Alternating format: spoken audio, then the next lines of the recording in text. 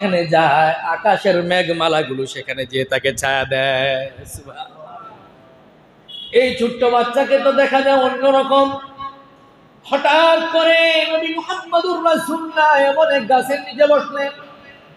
খ্রিস্টান পাদ্রী অতীতের কিতাবগুলো ঘেটে ঘেটে দেখেছে এটা এমন এক গাছ, যেই গাছের নিচে কোন নবী ছাড়া সাধারণ কোন পাবলিক বসে না। এই গাছের নিচে শুধুমাত্র নবী পয়গম্বরগণ বিশ্রাম গ্রহণ করে থাকেন। পাদ্রী এবার মনে মনে সন্দেহ হয়, শেষ জামানা একজন নবী কুরাইশ বংশে আসবে শুনেছি না, শুনেছি এই কাফেলাটাও একজনের কাফেলা। এবার নবীজি মুহাম্মদুর রাসূলুল্লাহকে কাছে ডাকলেন। নবীজি যখন কাছে গেল, পাদ্রী তাকে বলল, এভাবে হাত ধরে, এই ছোট্ট বালক, লাত মানাত এবং উজ্জার কসম, অর্থাৎ আমরা যেমন আল্লাহর কসম খাই, তিনি তার ধর্মীয় দৃষ্টিকোণ থেকে লাত মানাত এবং উজ্জার কসম খায়া বলতেছে, ও ছোট্ট বালক, লাত মানাত এবং উজ্জার কসম, তোমার কাছ থেকে আমি কিছু বিষয় জানতে চাই, সত্য বলবা তো? নবী মুহাম্মদুর রাসূলুল্লাহ জবাব করলেন, আপনি লাত মানাত উজ্জার কসম খেতে পারেন না, তাহলে আমি আপনার সাথে কোনো কথাই বলবো না। ওয়াল্লাহি, আপনি যদি আল্লাহর নামে কসম খান, আমি আপনাকে নিঃসন্দেহে কথার জবাব দিব। একবার জোরে জোরে বলেন সুবহানাল্লাহ, একবার জোরে বলেন আল্লাহু আকবার। নবী মুহাম্মদুর রাসূলুল্লাহ এখনো নবুয়ত পায় নাই, সাবালক হয় নাই। জবানে একজনের নাম চিল্লায় বলেন, তিনি কে? আল্লাহ। আল্লাহ এখনো ছোট্ট ভালো, কিন্তু জবানে আমার আল্লাহর নাম। খ্রিস্টান পাদ্রী বলে, আপনার বয়স কত? এতদিন। আপনার শারীরিক অবকাঠামো সম্পর্কে জানতে চাই, আপনার বাবার সম্পর্কে জানতে চাই, আপনার মার সম্পর্কে জানতে চাই। নবী মুহাম্মদুর রাসূলুল্লাহ জবাব দিয়ে দেয়। নবী মুহাম্মদুর রাসূলুল্লাহকে জিজ্ঞেস করে, কার সাথে এখানে এসেছেন? নবীজি জবাব করে, আমার চাচার সাথে আমি এখানে এসেছি। চাচা কোথায়? বলে, ওই যে সেখানে ব্যবসা বাণিজ্যের মধ্যে লিপ্ত আছে। পাদ্রী এবার চাচাকে ডাক দিলেন, ডেকে বলেন, এই পোলাটাকে, এই বাচ্চাটাকে। চাচাকে বলতেছে, এই বাচ্চাটাকে। চাচা খাজা আবু তালিব জবাব দেশে আমার সন্তান। পাদ্রী বলেন, না না, আপনি মিথ্যা বলছেন, এটা আপনার সন্তান না। এবার খাজা আবু তালিব বলে, হ্যাঁ, সে আমার ভাতিজা। কি বলতে চাও তুমি বলো। এবার ওই খ্রিস্টান পাদ্রী বলে, অতি দ্রুত ব্যবসা বাণিজ্য শেষ করে ভাতিজাকে নিয়ে ঘরে ফিরে যান, কারণ আমি আমার কিতাবে গবেষণা করে পেয়েছি শেষ জামানায় যে পয়গম্বর আসবে তার নাম হবে মুহাম্মদ, তার বাবার নাম হবে আব্দুল্লাহ, মায়ের নাম হবে আমেনা। জন্মের পূর্বেই বাবা হারা হয়ে যাবে, জন্মের পরে মা হারা হয়ে যাবে। আমার সন্দেহ দূর হয়ে গিয়েছে, কারণ তার পিঠের মধ্যে একটা মোহরে নবুয়ত আমি দেখেছি। সুতরাং সন্দেহ নাই, সে শেষ জামানার পয়গম্বর মুহাম্মদুর রাসূলুল্লাহ। আলহামদুলিল্লাহ ওয়া কাফা ওয়া সালামুন আলা ইবাদিহি আল্লাযীনা ইসতাফা। أما بعد فأعوذ بالله من الشيطان الرجيم. بسم الله الرحمن الرحيم. وإنك لعلى خلق عظيم. وقال رسول الله صلى الله عليه وسلم: بعثت معلما، أو كما قال عليه الصلاة والسلام. সকলে জোরে জোরে দুরূদ ইব্রাহিম পড়ি। আল্লাহুম্মা সাল্লি আলা মুহাম্মাদ ওয়া আলা আলি মুহাম্মাদ কামা সাল্লাইতা আলা ইব্রাহিম ওয়া আলা আলি ইব্রাহিম إنك حميد مجيد. اللهم بارك على محمد وعلى آل محمد كما باركت على إبراهيم وعلى آل إبراهيم إنك حميد مجيد. محبت بڑی بلغ العلا بكماله كشف الدجى بجماله حسنت جميع خصاله صلوا عليه وآله. मुझे कुछ मिले या ना मिले ओ जिसे जिससे मोहम्मद मिले बलगल उला बिकमालिही कशफत दुजा बिजमालिही हसनत जमीअ खिसालिही सल्लू अलैहि व आलिहि. আলহামদুলিল্লাহ, আল্লাহ রাব্বুল আলামিনের দরবারে লাখো কোটি শুকরিয়া আদায় করছি যে মহান রব আমাদেরকে রবিউল আউয়াল মাসের গুরুত্বপূর্ণ জুমাতে উপস্থিত করেছেন। সকল উচ্ছ্বাস ভালোবাসা একত্রিত করে দিয়ে আল্লাহ সুবহানাহু ওয়া তাআলার সান্নিধ্য অর্জনে অত্যন্ত আনন্দ চিত্তে সকলে পড়ছি আলহামদুলিল্লাহ। লাখো কোটি দুরুদ ও সালাম পেশ করছি আঁখায়ে নামদার তাজদারে মদিনা রহমাতাল লিল আলামিন নবীজি মুহাম্মদুর রাসূলুল্লাহ সাল্লাল্লাহু আলাইহি ওয়াসাল্লামের প্রতি। সম্মানিত হাজিরিন, আমরা একজন এমন মহা মনীষীর জীবন নিয়ে আলোচনা করছি যার জীবন সম্পর্কে বলা হয়েছে ওয়াসিউল হায়া, অর্থাৎ বিস্তীর্ণ এক জীবন, এক গুছালো জীবন যার ছিল, যিনি রবিউল আউয়াল মাসে পৃথিবীতে আগমন করেছেন। পৃথিবীর সর্বশ্রেষ্ঠ মহামানব, রহমতের নবী, নবীজি মুহাম্মদ সাল্লাল্লাহু আলাইহি ওয়াসাল্লাম। তাফসীরের বর্ণনায় এসেছে, কেউ কেউ বলেছেন তিনি রবিউল আউয়াল মাসের 2 তারিখে এসেছেন, কেউ কেউ বলেছেন তিনি রবিউল আউয়াল মাসের 10 তারিখে পৃথিবীতে আগমন করেছেন, কেউ কেউ বলেছেন তিনি 12ই রবিউল আউয়াল এই পৃথিবীতে এসেছেন। তবে হ্যাঁ, তিনি সোমবার দিন এই পৃথিবীতে এসেছেন, এই ব্যাপারে কোনো শুভা সন্দেহ নাই। কারণ হচ্ছে নবীজি আলাইহিস সালাতু ওয়াস সালাম প্রত্যেক সোমবার এবং বৃহস্পতিবার রোজা রাখতেন। নবীজিকে জিজ্ঞেস করা হলো, ওগো নবীজি, আপনি প্রত্যেক সোমবারে কেন রোজা রাখেন আর প্রত্যেক বৃহস্পতিবার কেন রোজা রাখেন? নবীজি সাল্লাল্লাহু আলাইহি সাল্লাম জবাব করলেন, বুলিতু ইয়াউমা, সোমবার রোজা রাখি এই জন্য যে আল্লাহ সুবহানাহু ওয়া তাআলা আমাকে সোমবার দিন এই পৃথিবীতে প্রেরণ করেছেন। সুবহানাল্লাহ। নবীজি বৃহস্পতিবার যে রোজা রাখেন, নবীজি আলাইহিস সালাতু ওয়াস সালাম বলেন, দিন শেষে যেমন শ্রমিকের মজদুরি তার পারিশ্রমিক দেওয়া হয়, সপ্তাহ শেষে যেমন মালিক তার গোলামকে তার মূল্য পরিশোধ করে থাকে, ঠিক তেমনিভাবে একটি সপ্তাহ অতিবাহিত হওয়ার পরে আল্লাহ রাব্বুল আলামিনের কাছে বান্দার আমলগুলো উপস্থাপন করা হয়। আমি মুহাম্মাদুর রাসূলুল্লাহ চাই আমার আমল আমার আল্লাহর সামনে এমনভাবে তুলে ধরা হোক যখন আমি রোজার অবস্থায় থাকি। সুবহানাল্লাহ। তার মানে নবীজি 2টা কথা বললেন। সোমবারে রোজার ব্যাপারে নবীজি বললেন, এই দিন আমি এই পৃথিবীতে জন্মগ্রহণ করেছি। বৃহস্পতিবারের ব্যাপারে নবীজি বললেন যে এই দিন বান্দার আমলগুলো আল্লাহর সামনে তুলে ধরা হয়।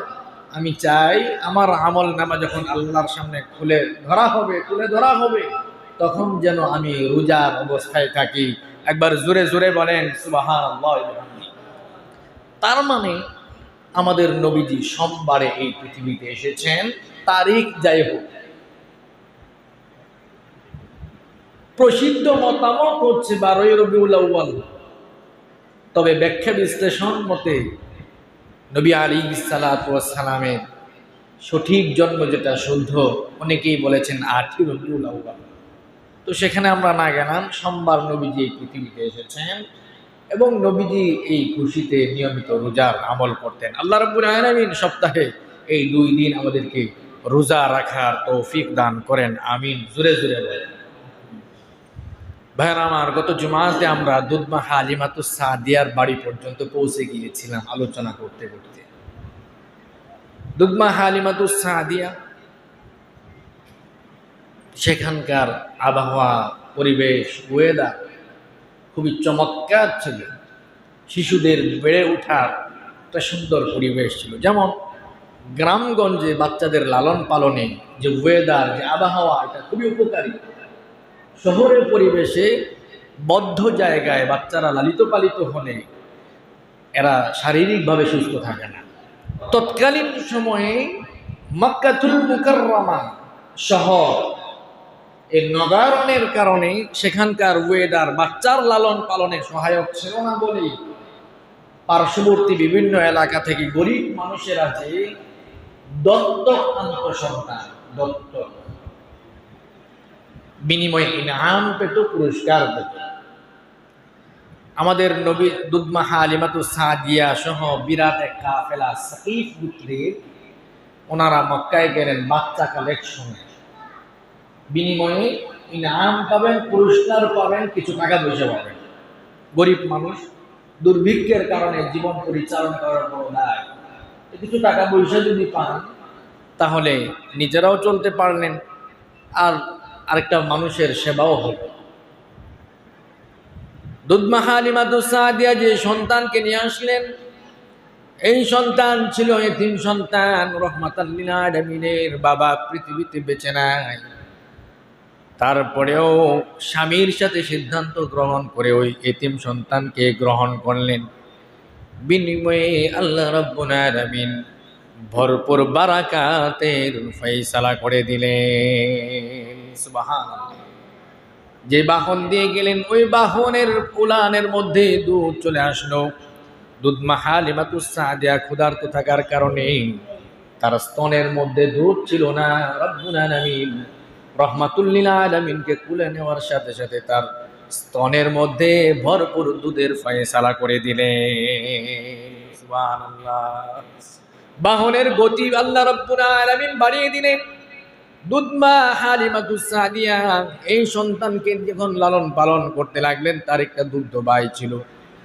ঘটনাক্রমে 2 থেকে 2.5 বছর বয়স যখন আল্লাহর নবী হলো, নবীজি সাল্লাল্লাহু আলাইহি ওয়াসাল্লাম তার দুধ ভাইয়ের সাথে ঘুরতে বের হলেন।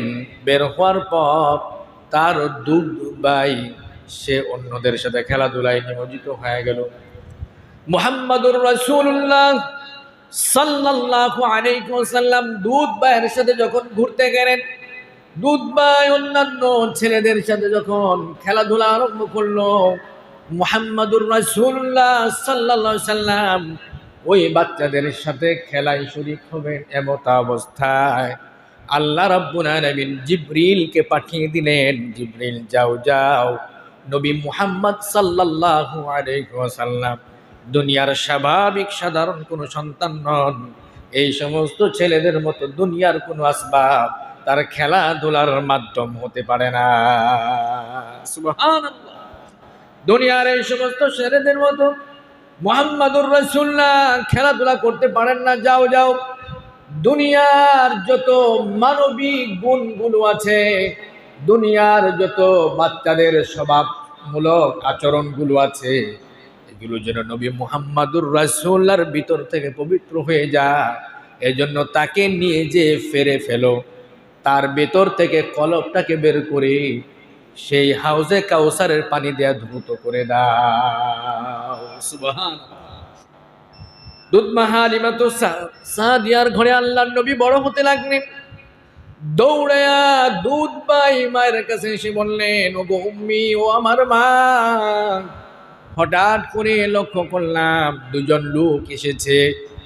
ওই যে কুরাইশি আমার ভাইটা মুহাম্মদ, তাকে এসে শুয়ে দিয়েছে। হালিমাতুস সাদিয়া বলে, তারপর কি হয়েছে? দুধ ভাই আব্দুল্লাহ বলে, তারপর তার সেনার এখান থেকে দেখলাম চিরে ফেলেছে।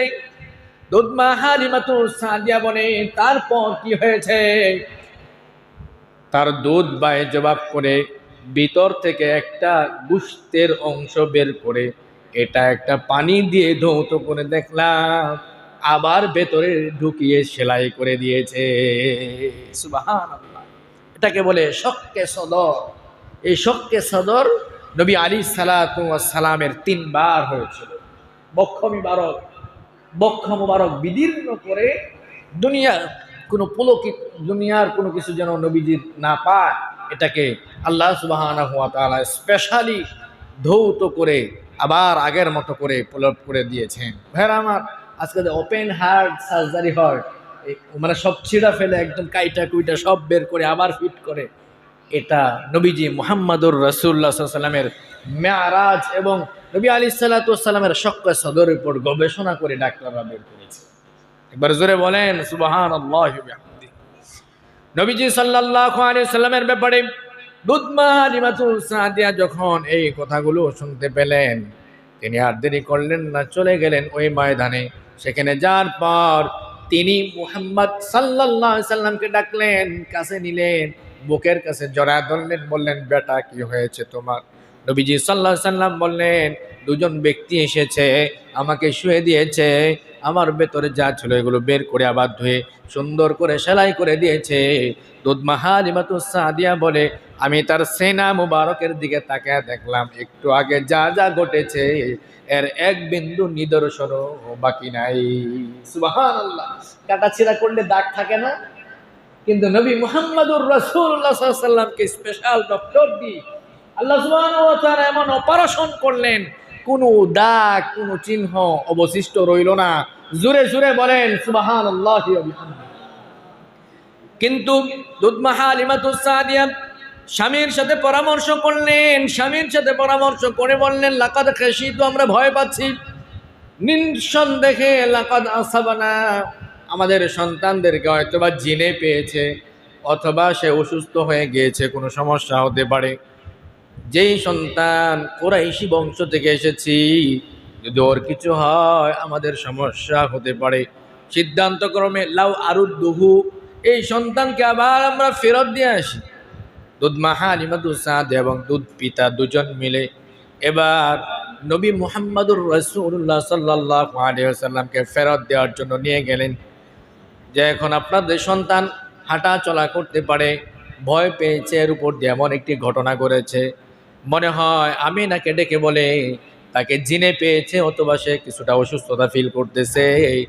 নবীজি মুহাম্মদুর রাসূলুল্লাহর ব্যাপারে তখন আমিনা তাদেরকে জানায় দিলেন, শোনো, ওয়াল্লাহি, মনে রেখো, কখনোই আমার সন্তানকে শয়তান পাবে না, কখনোই আমার সন্তানকে জিন আক্রমণ করতে পারবে না। খেয়াল করেছি সে যখন জমিনে বের হয়, এমন একটা আলোক রশ্মি তার থেকে বের হয়েছে, পারস্য এবং কিসরার সমস্ত শহরগুলো নূরে আলোকিত হয়ে গিয়েছে। সুবহানাল্লাহ। শুধু তাই নয়, আমিনা বলে অন্যান্য সন্তানরা চিৎকার দিয়ে জমিনে আসে, কিন্তু আমার সন্তান মুহাম্মদ যখন এই পৃথিবীতে এসেছে, বলে হামাগুড়ি দিয়ে আসে নাই, বরং সিজদারত অবস্থায় তার মাথাটাকে ঝুঁকা জমিনে বের হয়েছে। বের হওয়ার পর দুখানা হাত আসমানের মালিকের দিকে উঠিয়ে দিয়েছে। সুবহানাল্লাহ। কখনো তাকে শয়তান পাবে না। যাই হোক, তারা ভয়ে টয়ে এই সন্তানকে তার মা আমিনার কাছে রেখে আসলেন। ঘটনাক্রমে নানুর বাড়িতে বেড়াইতে গেছে মায়ের সাথে, পথিমধ্যে আর যখন আমাদের নবীজির বয়স 6 বছর, তখনই তার মা দুনিয়া থেকে চলে যায়। 6 বছর বয়সে মাকে হারায় ফেললেন। মায়ের পেটে বয়স যখন ওনার 8 মাস, তখন বাবা নাই। পৃথিবীতে আসার 6 বছর পরে এখন মাও নাই, আল্লাহ উঠায় নিয়ে গেলেন। এরপর আব্দুল মুত্তালিব নবীজি মুহাম্মদুর রাসূলুল্লাহ দাদার তত্ত্বাবধানে লালন পালন হতে লাগলেন। মক্কার কুরাইশ বংশে তৎকালীন নেতার নাম আব্দুল মুত্তালিব। আব্দুল মুত্তালিবের সম্মানে তার সামনে কেউ জোরে কথা বলে না। আব্দুল মুত্তালিবের সম্মানে প্রত্যেকদিন বাইতুল্লাহর সামনে একটা চাদর বিছানো হয়। ওই চাদরের মধ্যে কেউ বসার সাহস করে না। নবীজির আব্বু অর্থাৎ বাপ চাচারা হলো 10 ভাই। এই 10 ভাইয়ের অন্যান্য সন্তানরা ছিল, তারা ওই চাদরে বসতো না। তারাও এসে দাদার সাথে খেলাধুলা করার জন্য অথবা গল্প গুজব করার জন্য চাদরের চারপাশে বাহিরে বসতো। কিন্তু আপনার আমার নবী নাদুস নুদুস চেহারার অধিকারী নবী মুহাম্মদ সাল্লাল্লাহু আলাইহি ওয়াসাল্লাম যখনই দাদার কাছে আসতেন, সকল ব্যারিকেড ভেঙে দিয়ে সরাসরি দাদার কুলে বসে যেতেন। সুবহানাল্লাহ। অন্যরা হিংসা করতো, হ্যাঁ মুহাম্মদ মুহাম্মদ আপনার কুলে বসছে আর আমরা আপনার চাদরেই বসতে পারি না। আব্দুল মুত্তালিব তাদেরকে জবাব দিত, শোনো, সে দুনিয়ার সাধারণ কোনো মানুষ নয়, মনে রেখো তার দ্বারা অলৌকিক কিছু ঘটবে। একবার জোরে বলেন সুবহানাল্লাহ। এই আদর যত্নে নবী মুহাম্মদ সাল্লাল্লাহু আলাইহি ওয়াসাল্লাম বড় হতে লাগলেন। এখন নবী মুহাম্মদুর রাসূলুল্লাহর বয়স মাত্র 8 বছর হলো। আর 2 বছর পর দাদা আব্দুল মুত্তালিবকেও আল্লাহ তাআলা উঠায় নিয়ে গেলেন। কিন্তু দাদার ইন্তেকালের পূর্বে সমস্ত সন্তানদেরকে তিনি ডাকলেন। আব্দুল মুত্তালিব তার সকল সন্তানদেরকে ডাকলেন। সকল সন্তানেরা উপস্থিত হওয়ার পরে তিনি বললেন, হয়তো আমি আর তোমাদের মাঝে লম্বা সময় পর্যন্ত থাকবো না, শরীরটা বেশি ভালো না, তবে আমার এই নাতি মুহাম্মদের দায়িত্ব কে নিবে আমি জানতে চাই। সবাই যে ধনী ওর দিকে তাকায়, কিন্তু খাজা আবু তালিব তিনি মুহাম্মদুর রাসূলুল্লাহকে বেশি ভালোবাসতেন। তিনি বললেন, আব্বা জান, আপনি যদি মুহাম্মদের দায়িত্ব আমাকে দেন, আমার চেয়ে খুশি আর কেউ হবে না। অর্থনৈতিকভাবে তিনি দরিদ্র ছিলেন, গরিব ছিলেন খাজা আবু তালিব। তো যখন তিনি খুশিতে নিতে চাইলেন, যেহেতু আদর বেশি করে, সেহেতু নবী মুহাম্মদুর রাসূলুল্লাহকে দায়িত্ব গ্রহণ করার জন্য বাবা আব্দুল মুত্তালিব তার সন্তান খাজা আবু তালিবকেই পছন্দ করলেন। সুবহানাল্লাহ। খাজা আবু তালিব তাকে লালন পালন করা আরম্ভ করলেন। তিনি ছোটখাটো ব্যবসা বাণিজ্য করতেন। একবার সিরিয়া যাওয়ার জন্য খাজা আবু তালিব রেডি হয়ে গেছে। সুবহানাল্লাহ। নবী মুহাম্মদুর রাসূলুল্লাহ তো এতিম নবী, তাকে দেখাশোনার মতো তেমন কেউ নাই। আল্লাহর নবী এবার খাজা আবু তালিবকে জড়ায় ধরছে। চাচা যান, আমিও আপনার সাথে যাব। অনেক সময় ছোট ছোট বাচ্চারা মুরব্বীদের কাছে যায় বায়না ধরে। মুহাম্মদুর রাসূলুল্লাহ তার চাচাকে জড়িয়ে ধরে বললেন, লা আফরুক, আমি আপনার থেকে পৃথক হব না, আমি আপনার সাথে যেতে চাই। সিরিয়ায় যাবেন ব্যবসা বাণিজ্যের জন্য। 15-20 দিনের লম্বা এক সফর।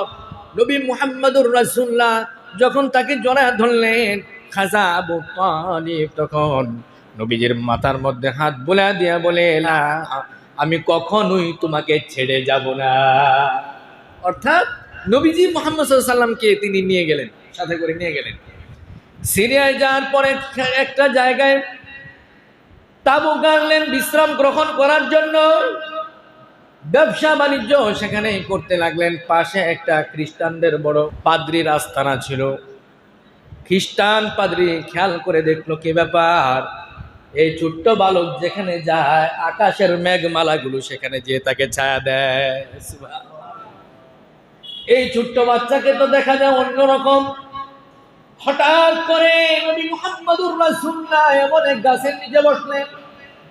খ্রিস্টান পাদ্রী অতীতের কিতাবগুলো ঘেটে ঘেটে দেখেছে, এটা এমন অনেক গাছ, যেই গাছের নিচে কোন নবী ছাড়া সাধারণ কোন পাবলিক বসে না। এই গাছের নিচে শুধুমাত্র নবী পয়গম্বরগণ বিশ্রাম গ্রহণ করে থাকেন। পাদ্রী এবার মনে মনে সন্দেহ হয়, শেষ জামানা একজন নবী কুরাইশ বংশে আসবে শুনেছি না, শুনেছি এই কাফেলাটাও কুরাইশ একজনের কাফেলা। এবার নবীজি মুহাম্মদুর রাসূলুল্লাহকে কাছে ডাকলেন।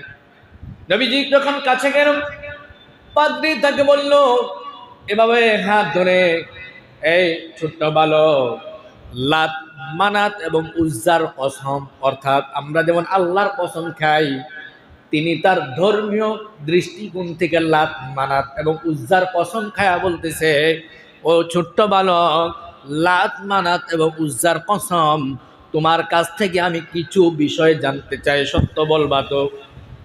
নবী মুহাম্মদুর রাসূলুল্লাহ জবাব করলেন, আপনি লাত মানাত উজ্জার কসম খেতে পারেন না, তাহলে আমি আপনার সাথে কোনো কথাই বলবো না। ওয়াল্লাহি, আপনি যদি আল্লাহর নামে কসম খান, আমি আপনাকে নিঃসন্দেহে কথার জবাব দিব। একবার জোরে জোরে বলেন সুবহানাল্লাহ, একবার জোরে বলেন আল্লাহু আকবার। নবী মুহাম্মদুর রাসূলুল্লাহ এখনো নবুয়ত পায় নাই, সাবালক হয় নাই, জবানে একজনের নাম চিল্লায় বলেন, তিনি কে? আল্লাহ আল্লাহ। এখনো ছোট্ট বালক, কিন্তু জবানে আমার আল্লাহর নাম। খ্রিস্টান পাদ্রী বলে, আপনার বয়স কত? এতদিন। আপনার শারীরিক অবকাঠামো সম্পর্কে জানতে চাই, আপনার বাবার সম্পর্কে জানতে চাই, আপনার মার সম্পর্কে জানতে চাই। নবী মুহাম্মদুর রাসূলুল্লাহ জবাব দিয়ে দেয়।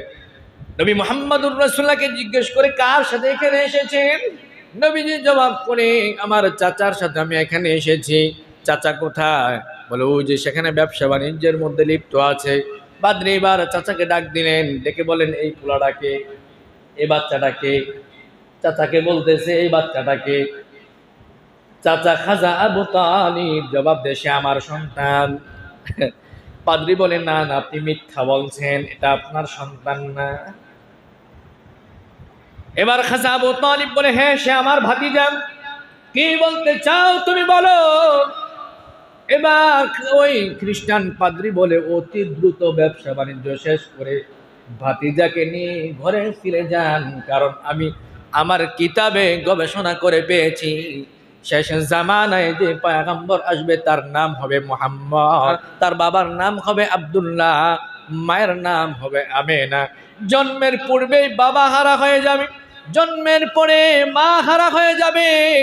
আমার সন্দেহ দূর হয়ে গিয়েছে, কারণ তার পিঠের মধ্যে একটা মোহরে নবুয়ত আমি দেখেছি। সুতরাং সন্দেহ নাই, সে শেষ জামানার পয়গম্বর মুহাম্মদুর রাসূলুল্লাহ সাল্লাল্লাহু আলাইহি সাল্লাম। চাচা কিছুটা টের পেলেন, আর দেরি করলেন না, ব্যবসা বাণিজ্য দ্রুত শেষ করে তিনি চলে গেলেন, মক্কায় ফিরে গেলেন। সেখানে যাওয়ার পরে নবীজি মুহাম্মদুর রাসূলুল্লাহ আস্তে আস্তে বড় হতে লাগলেন। চারিত্রিক মাধুর্যতা এত সুন্দর, অল্প সময় ছোটবেলাতে তৎকালীন মক্কা নগরীর আদর্শিক যুবকে তিনি রূপান্তরিত হয়ে গেলেন। মক্কার মানুষগুলো নবী মুহাম্মদুর রাসূলুল্লাহর কাছে তাদের আমানতগুলো দেয়, নবী মুহাম্মদুর রাসূলুল্লাহর কাছ থেকে পরামর্শ নেয়, বিভিন্ন বিষয়ে সাজেশন নেয়। এভাবে আস্তে আস্তে আপনার আমার নবীর চারিত্রিক মাধুর্যতায় পুরা মক্কাতুল মুকাররমার মধ্যে এক বিশেষ ব্যক্তিতে পরিণত হলেন।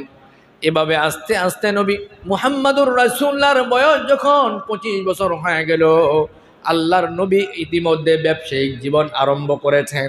মক্কার একজন ব্যবসায়ী হিসাবে আমার নবীর নাম আছে, কিন্তু পুঁজি হিসাবে নবীজির অনেক বেশি পুঁজি নেই। ইত্যবসরে মক্কার একজন ধনী ব্যবসায়ীর নাম খাদিজাতুল কুবরা। হযরতে খাদিজাতুল কুবরা নবী মুহাম্মদুর রাসূলুল্লাহ সম্পর্কে যখন জানলেন, তার চেয়ে আদর্শিক যুবক এই মক্কা নগরীতে আর নাই, তিনি মহিলা মানুষ, ভাবলেন ঠিক আছে, আমার ব্যবসার দায়িত্ব যদি তাকে দিয়ে দিই, তাহলে সম্ভবত এই ছেলের দ্বারা আমার ব্যবসায় কোনো নুকসান, কোনো ক্ষতি হবে না। ওই নয়জওয়ানকে ডাকলেন, ডাকার পর বললেন, আমি তোমাকে অনেক বেশি লভ্যাংশ দিব, বিশ্বস্ত কোনো লোক আমার নাই, আমার ব্যবসাগুলো পরিচালিত করার জন্য লোক দরকার, আমি তোমাকে সেজন্য পরামর্শক্রমে আমি সিদ্ধান্ত গ্রহণ করেছি, আমার ওই ব্যবসায়িক দায়িত্বশীল হিসাবে তোমাকে গ্রহণ করতে চাই। নবীজি মুহাম্মদুর রাসূলুল্লাহ সাল্লাল্লাহু আলাইহি ওয়াসাল্লাম তিনি ওই দায়িত্ব গ্রহণ করলেন। তিনি ব্যবসায়িক কাফেলা নিয়ে সিরিয়া, পারস্য সহ তৎকালীন মক্কার আশেপাশের বিভিন্ন শহরে ব্যবসা বাণিজ্য আরম্ভ করলেন। খাদিজাতুল কুবরা রাদিয়াল্লাহু তাআলা আনহা তার এই বিষয়গুলো অবজারভেশন করার জন্য, পর্যবেক্ষণ করার জন্য একজন খাদেম পাঠিয়ে দিলেন, তার নাম হলো মাইসারা। মাইসারা এবার খেয়াল করে দেখলেন নবী মুহাম্মদুর রাসূলুল্লাহ যেখানে যায় সেখানে ব্যবসা দ্বিগুণ লাভ হয়, সব মানুষগুলো তার ব্যবহারে পাগল হয়ে যায়, সব মানুষগুলো তার থেকে পণ্য খরিদ করতে চায়। সুবহানাল্লাহ। যখন তিনি ব্যবসা শেষ করে মক্কায় আসলেন, ব্যবসায়িক হিসাব নিকাশগুলো খাদিজাকে বুঝায় দিলেন। এত পরিমাণ লাভ দেখে খাদিজা মাইসারার কাছে মুহাম্মাদুর রাসূলুল্লাহ সম্পর্কে জানতে চান। মাইসারা জবাব দেয়, ওগো খাদিজা, এমন মানুষ ব্যবসায়িক জীবনে আমরা আর কোনোদিন দেখি নাই যাকে আকাশের মেঘমালা পর্যন্ত ছায়া দেয়। সুবহানাল্লাহ। হযরত খাদিজাতুল কুবরা, তারও বয়স হয়ে যাচ্ছে, তিনি এই পর্যন্ত বিবাহ বসেন নাই। মক্কার ধনী ধনী মানুষগুলো তাকে বিবাহ করার জন্য প্রস্তাব পাঠায়। খাদিজা বিয়ে করবেন না বলে সমস্ত প্রস্তাবগুলো প্রত্যাহার করে, কিন্তু নবী মুহাম্মদুর রাসূলুল্লাহ আদর্শিক গুণাবলী শুনে কেমন জানি নবীজির প্রেমে হযরত খাদিজাতুল কুবরা পড়ে যায়। সরাসরি বিয়ের প্রস্তাব করেছে। নবীজি সাল্লাল্লাহু আলাইহি ওয়াসাল্লাম চাচাদের সাথে পরামর্শ করে, নবীর বয়স 25, খাদিজার বয়স 40, আল্লাহর নবী মুহাম্মদ সাল্লাল্লাহু আলাইহি সাল্লাম খাদিজা রাদিয়াল্লাহু তাআলা আনহাকে বিবাহ করে নিলেন। সুবহানাল্লাহ বলেন। তৎকালীন মক্কায় খাদিজার একটা নাম ছিল তহুরা। তহুরা মানে গুণবতী, পুত পবিত্রা। অর্থাৎ তার মতো গুণবতী এবং পুত পবিত্র মানুষ, মহিলা পাওয়া বড় কঠিন ছিল। কারণ হলো ওই খাদিজার গর্ভ থেকে জন্ম নিয়েছে ফাতেমা রাদিয়াল্লাহু তাআলা। একবার জোরে জোরে বলেন সুবহানাল্লাহ। আমার নবীজির 8 জন সন্তান ছিল, মনে রাখবেন। নবীজির 8 জন সন্তানের মধ্যে 7 জনই যিনি গর্ভে ধারণ করেছেন তিনি হচ্ছেন মা খাদিজাতুল কুবরা রাদিয়াল্লাহু তাআলা আন। কয়জন সন্তান? মোট 8 জন। আমাদের নবীজির মোট সন্তান ছিল 8 জন। এই 8 জনের মধ্যে একজন বাদে বাকি এই 7 জন সন্তান খাদিজাতুল কুবরার গর্ভ থেকে এই পৃথিবীতে এসেছে। সুবহানাল্লাহ। তাহলে কত পুত পবিত্র একজন মহিলা ছিলেন। এখন ঘটনাক্রমে দিন যায়, ব্যবসার মধ্যেও বারাকাত। আদর্শিক দিক থেকে পুরো মাক্কাতুল মুকাররমায় তিনি লিডারশিপ পেয়ে গেলেন। তার আর ভালো লাগে না, তার কোনো কিছুতে মন বসে না, কেমন জানি একটা অস্থির ভাব। নবীজি মুহাম্মদুর রাসূলুল্লাহ এত পরিমাণ গ্রহণযোগ্য মানুষ ছিলেন। ওই যে বাইতুল্লাহর যে কাবা ঘরটা আপনারা দেখেন, এই কাবা ঘরের গিলাফ কিন্তু এখনো প্রত্যেক বছর পরিবর্তন করা হয়। এটা এখনকার নতুন কোনো নিয়ম রীতি নয়, বরং সেটা সেই আগেরকার যুগ থেকেই প্রত্যেক বছর কাবা ঘরের গিলাফকে পরিবর্তন করা হতো। ঘটনা হলো যখন মাক্কাতুল মুকাররমা সংস্কার করা হলো, নবীজি মুহাম্মদুর রাসূলুল্লাহ সাল্লাল্লাহু আলাইহি সাল্লামের বয়স তখন 35 বছর। নবীজি এখনো নবুয়ত লাভ করেন নাই। হঠাৎ করে তাদের মধ্যে এই কাবা ঘরকে স্থাপন করা নিয়ে যুদ্ধের অবস্থা তৈরি হয়ে গেল। এই কাবা ঘর অর্থাৎ হজরে আসওয়াদ পাথর যে ঘরের মধ্যে লাগোয়া, এই পাথরটা কে বসাবে এটা নিয়ে তাদের মধ্যে ঝগড়া, মারাত্মক ঝগড়া। কাবা ঘর কেন্দ্রিক মারাত্মক ঝগড়া। সিদ্ধান্ত হলো, ঠিক আছে, আগামীকাল সকালবেলা এখানে যে আগে আসবে এই ঘরে, তার মাধ্যমে এই কাবা ঘর পুনঃপ্রতিষ্ঠিত হবে। নবী আলাইহিস সালাতু ওয়াস সালাম যে ভালো লাগে না, বাইতুল্লাহর চত্বরে যা পড়ে থাকতেন, সেখানে যে ধ্যানমগ্ন হতেন, বসে থাকতেন, ভাল লাগে না তো, আর আসমানের দিকে তাকিয়ে থাকতেন।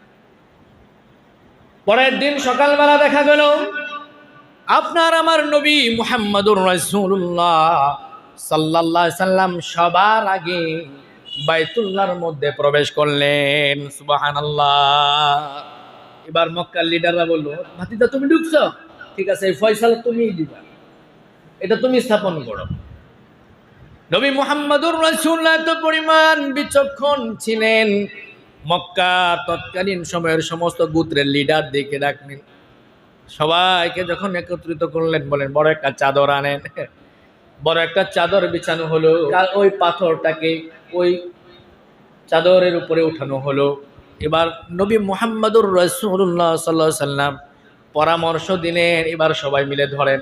সুবহানাল্লাহ। ওই চাদরটা সবাই মিলে ধরেন, সবাই মিলে ওই কাবা ঘরের নিকটে ওই পাথরটা নিয়ে যাওয়া হলো। নবীজি মুহাম্মদুর রাসূলুল্লাহ নিজ হাতে ওই পাথরটা নিজ হাতে স্থাপন করে দিলেন। সুবহানাল্লাহ। অর্থাৎ সবাইকে নিয়েই নবীজি আলাইহিস সালাতু ওয়াস সালাম কাবা ঘর এবং পাথরকে পুনর্নির্মাণের পর ওই পাথর স্থাপন নবী আলাইহিস সালাতু ওয়াস সালাম নিজ হাতে সবাইকে নিয়ে করলেন। তার মানে কত পরিমাণ ইনসাফ করেনেওয়ালা ছিলেন। 40 বছর বয়সে নবীজি আলাইহিস সালাতু ওয়াস সালাম নবুয়ত লাভ করেন। নবী আলাইহিস সালাতু ওয়াস সালাম জীবন এত বিস্তীর্ণ, আপনি একটা একটা একটা একটা করে যদি ডে টু ডে আপনি আলোচনা করেন, অনেক লম্বা সময়ের দরকার। তো নবী আলাইহিস সালাতু ওয়াস সালামের বয়স যখন 40 বছর, নবীজি আরো ভালো লাগে না, বেচাইন। হেরা পর্বতে নবীজি ধ্যানমগ্ন, লম্বা সময় ধরে আল্লাহ রাব্বুল আলামিন জিবরিলকে পাঠিয়ে পরিপূর্ণভাবে পয়গম্বর হিসাবে, শেষ রাসূল হিসাবে নবীজি মুহাম্মদ সাল্লাল্লাহু আলাইহি সাল্লামকে মনোনীত করলেন। একবার জোরে জোরে বলেন সুবহানাল্লাহি ওয়া বিহামদিহি।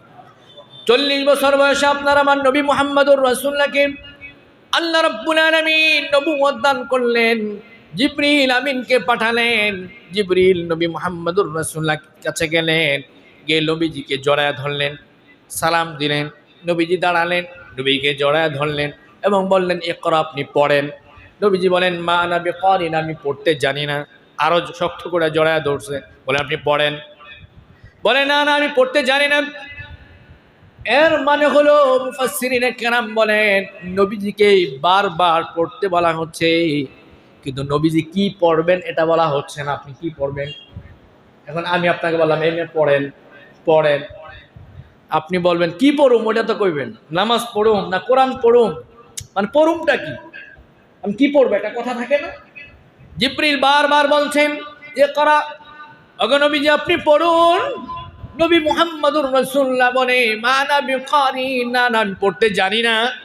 মুফাসসিরিনে কেরাম বলেন তার মানে আমি পড়তে জানি না এমন না, বরং ওগো জিবরিল তুমি আমাকে বলে দাও আমি কি পড়বো সেটা আগে স্পষ্ট করে দাও। যেমন ওই যে আগে লাত মানাত উজ্জার কথা বলছে, কসম কাটতে বলছে, না না এটা বলবেন না, তাহলে আমি কথাই বলবো না আপনার সাথে। এখানেও এই জন্য মুফাসসিরিনে কেরাম বলেন কোনো বিষয় স্পষ্ট না হয়ে কোনো সিদ্ধান্ত গ্রহণ না করা। যে কোনো বিষয়, সামাজিক হোক, পারিবারিক হোক, অর্থনৈতিক হোক, পরিপূর্ণভাবে না বুঝে সিদ্ধান্ত গ্রহণ না করা। এমনকি বিচারিক রায়ে, বিচারিক আদালতে এক পেশে আচরণ না করা, এক পেশে আচরণ না করা। এক পক্ষের কথা শুনলেন, আরেক পক্ষের কথা শুনলেন না, আপনি সিদ্ধান্ত দিয়ে দিলেন, এটা জুলুম, ঠিক কিনা কেউ জোরে বলে। নবীকে যে বারবার বলা হলো আপনি পড়ুন, নবীজি বলেন মা না বিকারিন, না না আমি পড়তে জানি না। এর মানে হচ্ছে আমি কি পড়বো বলো। এবার জিবরিল বলে ইকরা বিসমি রাব্বিকাল্লাযী খলাক, ওগো মুহাম্মদুর রাসূলুল্লাহ সাল্লাল্লাহু আলাইহি সাল্লাম নবীজি আপনি আপনার আল্লাহর নামে পড়ুন। একবার জোরে জোরে বলেন সুবহানাল্লাহ। হয় না জোরে কোন সুবহানাল্লাহ। বাইরের মানুষ ঘুমায় সব সময়, একটু জোরে কোন সুবহানাল্লাহ।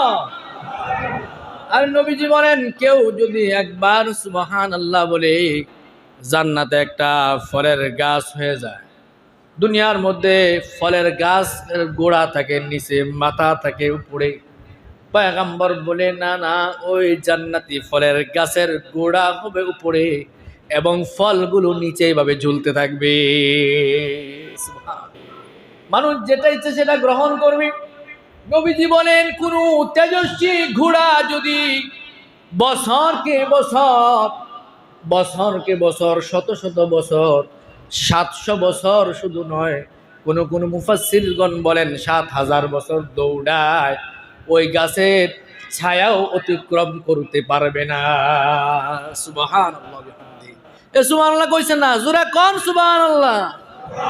জান্নাতে গাছ লেগে যাবে, গাছ লেগে যাবে। আরেকবার বলেন সুবহানাল্লাহ। ভাইরা আমার, নবীজি মুহাম্মদুর রাসূলুল্লাহ সাল্লাল্লাহু আলাইহি ওয়াসাল্লাম ওহী পেয়ে ঘরের মধ্যে চলে আসতেন। খাদিজারে বলেন, খাদিজা জাম্মিলুনি, আমারে তুমি কম্বল দিয়ে পেঁচায় ধরো। জাম্মিলুনি লাকাদ খাশিতু আলা নাফসি, আমি না জানি ধ্বংস হয়ে যাচ্ছে, ভয় পাচ্ছি। বিস্তারিত ঘটনা খাদিজার কাছে নবীজি আলাইহিস সালাতু ওয়াস সালাম বর্ণনা করার পর খাদিজা উৎসাহিত করছেন নবী আলাইহিস সালাতু ওয়াস সালামকে। কি বলছেন? কাল্লা মা ইউখজিকাল্লাহু আবাদা। ওগো মুহাম্মদ সাল্লাল্লাহু আলাইহি ওয়াসাল্লাম, আপনার এত সুন্দর কিছু গুণাবলী আছে যেগুলো সচরাচর কোনো মানুষের নাই। আপনার বদান্যতা, আপনার আদর্শ, আপনার মন মানসিকতা, আপনার চিন্তা চেতনা, আপনার পরোপকারিতা, আপনার লিডারশিপ, নেতৃত্ব দেওয়া, এত সুন্দর সুন্দর কিছু গুণাবলী রয়েছে যেগুলো সাধারণ কোনো মানুষের নাই। সুতরাং কাল্লা মা ইউখজিকাল্লাহু আবাদা, না না, কখনোই আল্লাহ পাক আপনাকে ধ্বংস করতে পারেন না। জোরে জোরে বলেন সুবহান। আমার নবীর আদর্শ কেমন ছিল? আল্লাহর নবীর ইন্তেকালের পর নবী মুহাম্মদুর রাসূলুল্লাহর ব্যাপারে আয়েশার কাছে একজন এসে জানতে চাইল নবীজির চরিত্র কেমন ছিল। জানতে চাই কাইফা খুলকা মুহাম্মদুর রাসূলুল্লাহ, নবী মুহাম্মদুর রাসূলুল্লাহর চরিত্র সম্পর্কে জানতে চাই। হযরতে আয়েশা বলে, ও সাহাবী, আফালা তাকরাউনাল কোরআন, তুমি কি কোরআন পড়ো নাই? কারণ হলো কোরআন যা, আমার নবী মুহাম্মদুর রাসূলুল্লাহর চরিত্রতা। ওই কোরআনুল হাকিমে আল্লাহ রাব্বুল আলামিন নবী মুহাম্মদুর রাসূলুল্লাহর চারিত্রিক সার্টিফাই করছেন। সূরাতুল কলামের মধ্যে আল্লাহ রাব্বুল আলামিন দেখে বলেন, নুন ওয়াল কলামি ওয়া মা ইয়াসতুরুন মা আনতা বিনিআমাতি রাব্বিকা বিমাজনুন ওয়া ইন্নাকা লাআলা খুলুকিন আযীম। একবার জোরে জোরে বলেন আল্লাহু আকবার। আমার নবীজিকে যখন ওহী প্রাপ্ত হওয়ার পর, নবুয়ত প্রাপ্তি পাওয়ার পর, মক্কার দুষ্ট দুষ্ট লোকেরা যখন পাগল বলে, নবীজিকে যখন পাগল বলে, নবীকে যখন গালাগালি করে, আমার আল্লাহ পাক নবীজিকে সান্ত্বনা দেয়, ওগো মুহাম্মদ সাল্লাল্লাহু আলাইহি সাল্লাম, মা আনতা বিনিআমাতি রাব্বিকা বিমাজনুন, আপনি পাগল নন, বরং ওয়া ইন্নাকা লাআলা খুলুকিন আযীম, পুরো পৃথিবীর মধ্যে সবচেয়ে আদর্শের অনুসরণীয় ব্যক্তি হলেন আপনি। সুবহানাল্লাহ। আমার নবী মুহাম্মদুর রাসূলুল্লাহর ওহী পাওয়ার পূর্বেও যেমন চরিত্রের অধিকারী ছিলেন, নবুয়ত প্রাপ্তির আগেও আল আমিন ছিলেন। আগে থেকেই চারিত্রিক গুণাবলীতে সবার আকর্ষণীয় ব্যক্তিত্বে রূপান্তরিত ছিলেন। পরেও যেমন যায়েদ ইবনে হারেসার কথা এসেছে, নবী মুহাম্মদুর রাসূলুল্লাহ সাল্লাল্লাহু আলাইহি সাল্লামের সুবিধার জন্য খাদিজা অনেক টাকা দিয়ে গোলাম হিসাবে তাকে কিনে দিয়েছে। ঘটনাক্রমে যায়েদ ইবনে হারেসা গরিব ঘরের কোনো সন্তান ছিল না। যায়েদ ইবনে হারেসা ধনী পরিবারের সন্তান ছিল, কিন্তু ঘটনাক্রমে একটি চক্রের মাধ্যমে সে বিক্রি হয়ে যায় মক্কার বাজারে। তার পরিবারের লোকজন খোঁজ পাওয়ার পর যায়েদ ইবনে হারেসাকে নেওয়ার জন্য যখন এসেছে, মুহাম্মদুর রাসূলুল্লাহকে বলেছেন, আমাদের সন্তানকে আমরা ফেরত চাই। নবীজি বলেন, অসুবিধা নাই, আপনাদের সন্তান যদি আপনাদের সাথে যেতে চায় আমি কোনো বাধা দিব না। ওই যায়েদ ইবনে হারেসার পরিবারের পক্ষ থেকে বলা হয়েছে, বিরাট ধরনের অ্যামাউন্ট দিব, অনেক টাকা পয়সা দিব, তবু আমাদের সন্তানকে আমরা ফেরত চাই। নবীজি বলে, টাকা পয়সাও লাগবে না, আপনাদের সন্তানকে আপনারা নিয়ে যান। যায়েদ ইবনে হারেসা জবাব দেয়, তার পিতামাতাকে ডাইকা বলে, নবী মুহাম্মদুর রাসূলুল্লাহর সাথে থেকে এতদিন যা বুঝেছি, তার চারিত্রিক সৌন্দর্য এত সুন্দর, তার এই সৌন্দর্যের কাছে আমি কুরবান হয়ে গিয়েছি, আমি কখনোই তোমাদের সাথে ফেরত যাব না। সুবহানাল্লাহ। আল্লাহ রাব্বুল আলামিন নবীজির চরিত্র সম্পর্কে বলছেন, ফাবিমা রাহমাতিন মিনাল্লাহি লিনতা লাহুম ওয়ালাউ কুনতা ফাদদান গানিগাল কলবি লানফাদ্দু মিন হাওলি। ওগো মুহাম্মদ সাল্লাল্লাহু আলাইহি সাল্লাম, আমি আপনাকে এত সুন্দর এক চরিত্র দিয়েছি, এত চারিত্রিক সৌন্দর্য দিয়েছি, আপনার চরিত্র এবং এর মাধুর্যতা যদি সুন্দর না হতো লাংফাদ্দু মিন হাওলি, তাহলে আপনি সাথী সঙ্গী পেতেন না। আজকে পুরো মক্কা শুধু নয়, যারাই আপনার ব্যাপারে শুনে তারাই আপনার প্রেমে পাগল হয়ে যায়। সুবহানাল্লাহ। সবাই নবীজির প্রেমে পাগল পড়া। ভাইরা আমার, নবীজির চারিত্রিক যেই বৈশিষ্ট্য এবং গুণাবলী স্টেপ বাই স্টেপ আলোচনা করলে লম্বা সময় প্রয়োজন। তদুপরি বিশেষ কিছু আলোচনা আগামী জুমাতে আমরা শুনবো। এতক্ষণের আলোচনা আমরা এটা বুঝলাম, নবী মুহাম্মদুর রাসূলুল্লাহ সাল্লাল্লাহু আলাইহি ওয়াসাল্লাম নবুয়ত প্রাপ্তির আগেও সৎ চরিত্রবান ছিলেন এবং নবী আলাইহিস সালাতু ওয়াস সালামের নবুয়ত প্রাপ্তির পরেও উত্তম আখলাকের অধিকারী ছিলেন। এবং এই ব্যাপারে আল্লাহ সুবহানাহু ওয়া তাআলা পুরো পৃথিবীর মানুষদেরকে বলছেন, লাকাদ কানা লাকুম ফি রাসূলিল্লাহি উসওয়াতুন হাসানা। ও পৃথিবীর মানুষেরা শোনো, তোমাদের জীবনের আদর্শের মাপকাঠি দুনিয়ার কেউ হবে না, সাধারণ কেউ হবে না। কিসের মেসি, কিসের কে কি, কিসের সেই লাল কুত্তার চামড়াওয়ালা আমেরিকা, ফ্রান্স, চীন, জাপান, থাইল্যান্ডের মানুষ তোমাদের চারিত্রিক আদর্শ হতে পারে না, বরং লাকাদ কানা লাকুম ফি রাসূলিল্লাহি উসওয়াতুন হাসানা, নবী মুহাম্মদ সাল্লাল্লাহু আলাইহি সাল্লামের মধ্যেই রয়েছে তোমাদের জীবনে উত্তম আদর্শ। সুবহানাল্লাহ বলেন। চুল কাটবো নবীর আদর্শ, সবাই বলেন চুল কাটবো বলে না। নবীর আদর্শ সব জায়গায় আছে। পারিবারিক জীবন, সামাজিক জীবন, ব্যক্তি জীবন, রাজনৈতিক জীবন, অর্থনৈতিক জীবন, ব্যবসায়িক জীবন, এমন কোনো সেক্টর নাই যেখানে নবীজির আদর্শ বলে না, যেখানে নবীজির আদর্শ। চুল কিভাবে কাটবো নবীজির আদর্শের মধ্যে আছে না নাই? দাড়িটা কিভাবে রাখবো নবীজির আদর্শের মধ্যে আছে না নাই? পোশাক কেমন করব আমার নবীর আদর্শের মধ্যে খুঁজে পাওয়া যায় কি যায় না? স্ত্রীর সাথে কেমন আচরণ করব নবীর জীবনে আছে না নাই? সন্তানকে কিভাবে লালন পালন করব নবীর জীবনে আছে না নাই? ব্যবসা কিভাবে পরিচালিত করব আমার নবীর জীবনে আছে না নাই? কৃষি খামার কিভাবে পরিচালিত করব আমার নবীর জীবনে আছে না নাই? আছে আছে আছে, অবশ্যই আছে। প্রস্রাব কিভাবে করব নবীর জীবনীতে খুঁজে পাওয়া যায়। খাবার কিভাবে খাবো নবীর জীবনীতে পাওয়া যায়। কিভাবে ঘুমাবো নবীজির জীবনীতে পাওয়া যায়। কিভাবে মসজিদে ঢুকবো বের হবো নবীজির জীবনীতে পাওয়া যায়। সব মিলিয়েই উত্তম আদর্শের একমাত্র অধিপতি নবীজি মুহাম্মদুর রাসূলুল্লাহ সাল্লাল্লাহু আলাইহি সাল্লাম। আগামী জুমাতে গুরুত্বপূর্ণ কয়েকটা বিষয়কে সামনে নিয়ে আমরা চারিত্রিক কিছু উদাহরণ আপনাদেরকে শোনানোর চেষ্টা করব। রব্বুল আলামিন আমাদেরকে যে সমস্ত কথাগুলো বললাম আমল করবার তৌফিক দান করুন, আমিন। ওয়া আখিরু দাওয়ানা আলহামদুলিল্লাহ।